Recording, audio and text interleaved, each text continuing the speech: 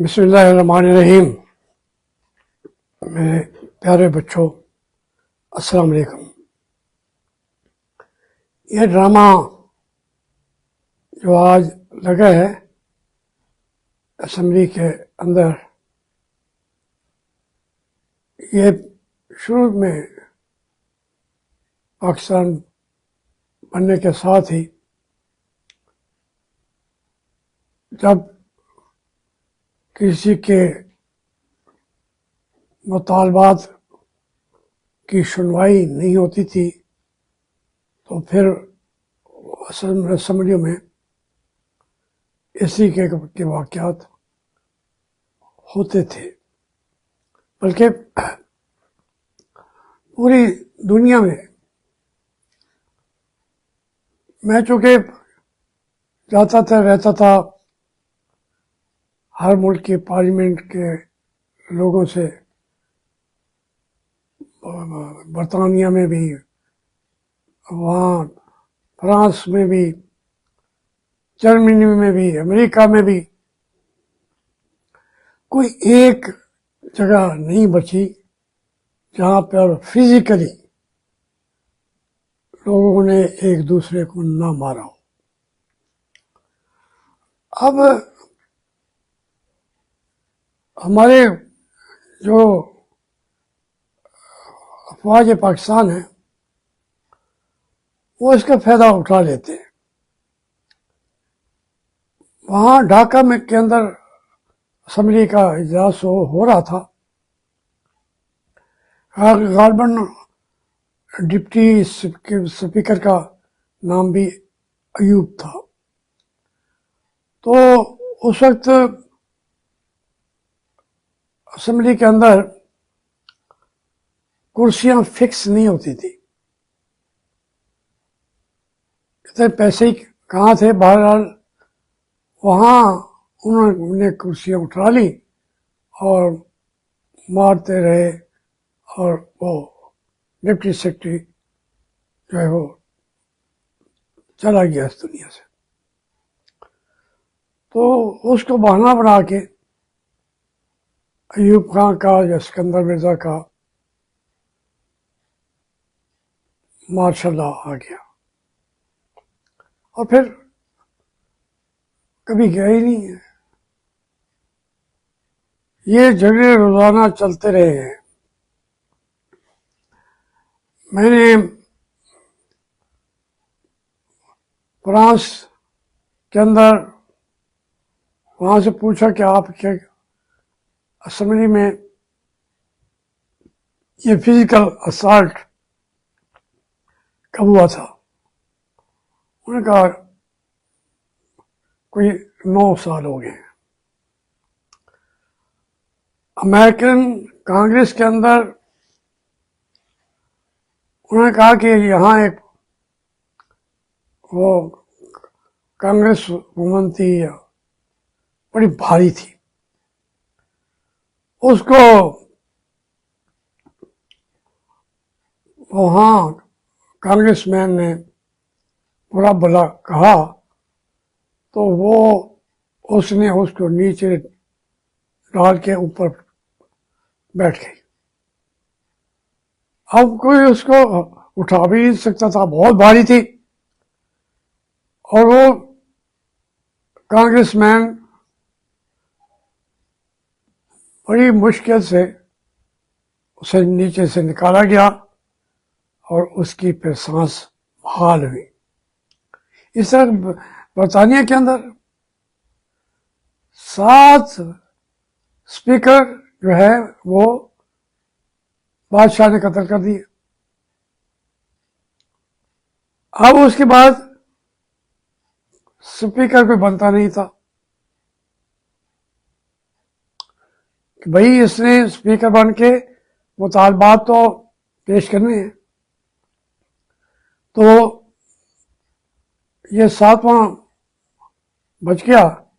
اس لیے آپ اگر وہاں ان کی پارلیمنٹ میں جائیں تو سیڑھیوں کے اندر 6 بیہیڈڈ اسپیکر کے سر پتھر کے بنا کے انہوں نے لگا کے کھڑے کیے ہوئے ہیں.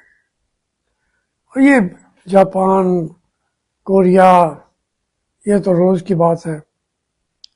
ہمارے ہاں یہ باتیں ہو رہی تھی تو ضیاء الحق نے ہمیں سب کو بلا کے بڑا ڈانٹا کہ یہ پارلیمنٹ ہوتی ہے، آپ آداب نہیں سیکھے. تو میں کھڑا ہو گیا، میں نے کہا جناب ضیاء الحق صاحب، کون سی اسمبلی ہے، کس ملک کی ہے جہاں یہ ایک دوسرے پر اسالٹ نہیں ہوا؟ انسان ہے، غصہ بھی ہے، غلط باتیں بھی ہو جاتی ہیں. پر انہوں نے مجھ سے لمبی بات سننے کے بجائے رخ دوسری طرف کر لیا. بات یہ ہے کہ یہ تو ایک واقعات ہے جو آج زرداری صاحب کی تقریر کے دوران ہوا. اب اس کے اوپر ہمارے سارے چینلز لگے ہوئے ہیں. اس سے زیادہ ہونا چاہیے. ایک پارٹی جو ملک کی سب سے بڑی پارٹی ہے اور وہ اس پارٹی کا جو ہیڈ ہے پاپولر پارٹی کا عمران خان، وہ بغیر کسی مقدمے کے بیٹھا ہے جیل کے اندر. عمران خان کی ضرورت نہیں ہے، وہ تو جہاں پہ بیٹھا ہے وہ تاریخ ہے. یہ اس قوم کو اس لیڈر کی ضرورت ہے. ہمارے فوجی حضرات کو بھی شدت سے ضرورت محسوس ہو رہی ہے. اب یہ باتیں چھپی تو نہیں رہ گئی نا کہ آپ کا مختلف جو کنٹرولمنٹس ہیں وہاں پہ لوگ استعفے دے رہے ہیں. وہ نہیں اس جنگ کو جو لڑ رہا ہے پاکستان امریکہ کے ایک کرایہ دار فوج کے طور پر، وہ نہیں جانا چاہتے. ایک ہی راستہ ان کے پاس بچتا ہے، استعفے دے رہے ہیں. تو اس طریقے سے ہمیں اس حد تک نہیں جانا چاہیے. ہم سے مراد ہمارے فوجی جرنیل ہیں، ان کے اندر بھی اختلاف ہے، موجود ہے. مجھے پکڑ کے بٹھا دیں، میں بتا دوں گا کہاں کہاں تمہارے اندر اختلافات پیدا ہو چکے ہیں. تو یہ آپ سمجھتے ہیں کہ دنیا کی آنکھیں بند ہیں، لوگ گنگے ہیں. او بھائی، یہ سوشل میڈیا کا زمانہ ہے، کچھ چھپا نہیں رہتا. میں ایک گاؤں کے اندر بیٹھ کے یہ باتیں سنا رہا ہوں، تو جس جگہ پہ یہ ہو رہا ہے وہ چھپا رہے گا. اس لیے ابھی وقت ہے امریکہ کی غلامی چھوڑے. جو آپ کی الیکٹڈ لیڈرشپ ہے، جن کے پاس مینڈیٹ ہے، ادھر حکومت دیں گے. پھر ملک کے عوام ہٹانا بھی چاہیں ہٹا سکتے. تو یہ کسی کے باپ کی جاگیر نہیں ہے. جو پاکستان کی فوج ہے وہ پاکستان پہ قابض ہو جائے اور اللہ کے بندو تم تو قابض ہونے کا لفظ تمہارے لیے اچھا لگتا تھا کہ انڈیا کے فلاں حصے پہ قابض ہو گئے ہیں. وہ سارے جو پاکستان کے حصے ہیں وہ تو مقبوضہ قرار دیے جاتے ہیں ہر جنگ کے بعد. اور پھر آپ قوم پر قبضہ کر کے اور فوج یہاں پہ پڑا جمان ہو جاتی ہے اور پھر جانے کا نام نہیں لیتی. اب یہ ایشو آپ کو سمجھ نہیں آ رہے. چولستان میں ہو کچھ ہو رہا ہو یا اوپر ہو رہا ہو، جو نہروں کی مثالیں آئی ہیں، یہ ساری چیزیں جو ہیں اب یہ تو باتیں پیچھے رہ گئیں. کوئی آج چینل پہ کوئی یہ موضوع ہے کہ چینی مہنگی ہو گئی ہے، اس کا ذکر بھی آپ نہیں آنے دیں گے. یہ جو کارٹل ہے اس کارٹل میں کون ہے؟ یہی شہباز شریف، یہی حمزہ شریف، یہی زرداری شریف صاحب، یہی جہانگیر ترین صاحب. کارٹل ہے. جہاں جہاں الگ بھی ہوں گے پھر اکٹھے ہو جائیں گے. اور لوگ بیچارے کیا کریں؟ رمضان کا مہینہ ہے، پوری دنیا پہ جو چیزیں سستی ہو گئی ہیں، پاکستان جو ہے یہاں کے لٹیرے، یہاں کے ٹھگ، یہاں کے چور دن دہاڑے ڈاکہ مارتے ہیں. کہتے ہیں جی وہ صرف 4 آنے چینی مہنگی ہوئی تھی اور ایوب خان کو اتار دیا گیا تھا.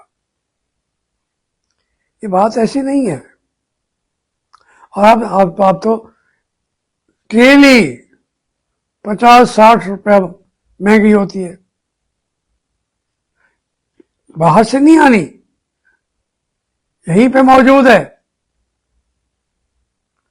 تو یہ جب کسی چیز پہ کنٹرول ہی نہیں ہے، کنٹرول تو گورنمنٹ کرتی ہے، وہ مالک ہے ان تمام ملوں کی، شوگر ملوں کی. جو میں بار بار کہتا ہوں کہ پاکستان میں ایک مل کو بھی چلانے کی ضرورت نہیں ہے.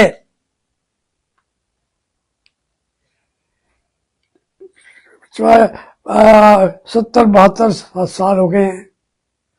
دنیا کے اندر چینی سستی ہے. وہ اپنے جہاز چینی کے سمندر میں ڈبو دیتے ہیں اور کسان کو پیسے دیتے ہیں الکوہل بنانے کے لیے. اس کے بعد چینی تو بائی پروڈکٹ ہے ان تمام ملکوں میں، اور انہیں ہمارے ملکوں میں ایکسپورٹ کرتے رہتے ہیں. جب کوئی نہیں لیتا تو سمندر میں پھینک دیتے ہیں. یہ ایسی فضول چیز ہے ان کے لحاظ سے. میکسیکو میں ہو یا برازیل کے اندر ہو، ارجنٹائنا میں بھی کافی حد تک ہے، تمام ساؤتھ امریکہ چینی کو پھینک رہا ہے. آج ہی پوری دنیا کے اس کو سٹاک ایکسچینج پہ دیکھ لیں، سب سے مہنگی ترین چینی ہوگی وہ پاکستان میں. تو یہ باتیں سنتے ہیں، بولنے کو پھر دل بھی نہیں کرتا. لیکن نہیں، یہ ڈیوٹی ہے ہماری. جب تک بولنے کی سکت ہوگی میں بولتا رہوں گا. مہنگائی کے اوپر آپ یہ کہتے جی 12% سے ہم نے 8% پہ لے آنا تھا اسٹیٹ بینک نے. پھر اندر کیا ان کی لابیز نے انہوں نے نیچے آنے ہی نہیں دیا انٹرسٹ ریٹ 12 سے نیچے, کیونکہ وہ کہتے ہیں سارے ملک میں تو مہنگائی ہے. کیسے کہتے ہیں آپ کی اکانومی روبہ صحت ہے؟ اللہ کے بندو, تم بیمار ہو, تم ذہنی طور سے بیمار ہو, پوری قوم کو لوٹ رہے ہو. ان پیسوں کا کیا کرو گے؟ کیا کرو گے؟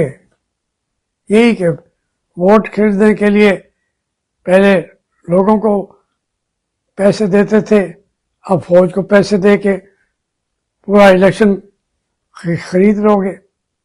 وہاں تو آکشن ہوتا ہے ہر ہفتے, ہر مہینے, ہر سال. کبھی کوئی الیکشن اس ملک میں انہوں نے فیئر ہونے نہیں دیا. آج مجھے دوست بتا رہے تھے کہ ٹوپر ٹیک سنگھ میں چودھری ستار صاحب الیکشن لڑنے چلے گئے, ملتان میں آباد ہو گئے تھے. یہاں ابھی تک بھی بہت بڑا کاروبار فیملی ملتان کی ہوئی ہے. چودھری ستار صاحب تو بالکل شریف آدمی تھے, تو تھوڑی سے دور سے رشتے داری تھی, تو ضیاء الحق صاحب نے کہا آپ وہاں سے آ جائیں, آپ MLA ہو جائیں گے.